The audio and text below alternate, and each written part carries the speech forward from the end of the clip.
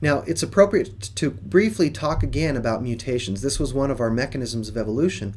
But recall that a mutation is simply any change in the nucleotide sequence of DNA.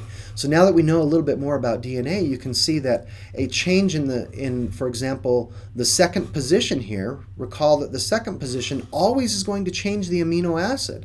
So that T became an A, which therefore in the mRNA, instead of being GAA, which codes for glutamine, it's now GUA, which codes for valine. Well, that one mutational change causing a one amino acid change makes hemoglobin go from normal to becoming sickle-celled. So when mutations occur in DNA, they can be silent, and a silent mutation is where it doesn't change the amino acid. Recall that that might be very common in the third position, where it didn't matter which third position nucleotide it was, whether it was a G, U, A, or C, it coded for, in many instances, the same amino acid. So that would be called a silent mutation. A missense is when it swaps one amino acid for another. That's the case I just showed with the example in the previous slide. A nonsense mutation is where that mutation causes the amino acid to change to a stop codon. You can imagine that's a big problem, especially if that occurs in the middle of the gene. If you introduce a stop codon in the middle of the gene, you're going to make a protein that's half as long as it should be, so it's going to be a non-functional protein. That's usually a lethal mutation, meaning it's not a good idea. You can also have mutations of types that are called insertions or deletions, and this is where extra nucleotides get inserted into the message, or nucleotides can be deleted out of the message. And this can be a big problem in coding DNA, because if you just insert one, that means you push everything down and you do a frame shift, and so you completely screw up the message downstream of where that insertion occurred.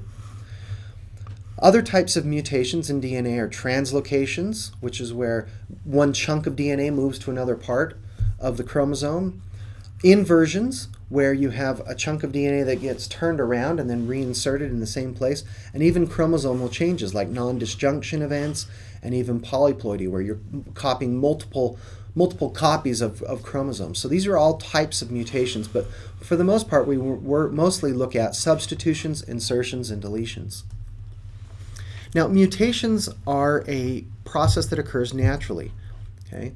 But the rate of mutation can be increased through mutagens. These are physical or chemical agents. So you're familiar with some of these, right? Like UV radiation, smoking, X-rays. When you go get your X-rays done at the hospital or something, they put that big lead blanket over your body, especially over where your gametes are being produced, because you don't want to increase the rate of mutations. Increasing the rate of mutations is not a good thing, and many times can lead to cancer, as we'll see in our cancer discussion. So, although mutations can be harmful, mutations are necessary for biology. If all of a sudden we could wave a magic wand and say no more mutations, very quickly genetic drift would get rid of variation, and we would basically come to a dead end in life on into much of life on this planet.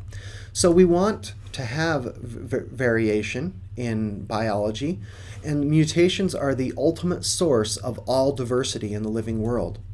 They're the ones that contribute to this variation that then natural selection can see. Remember, natural selection can see variation and say which variants are going to be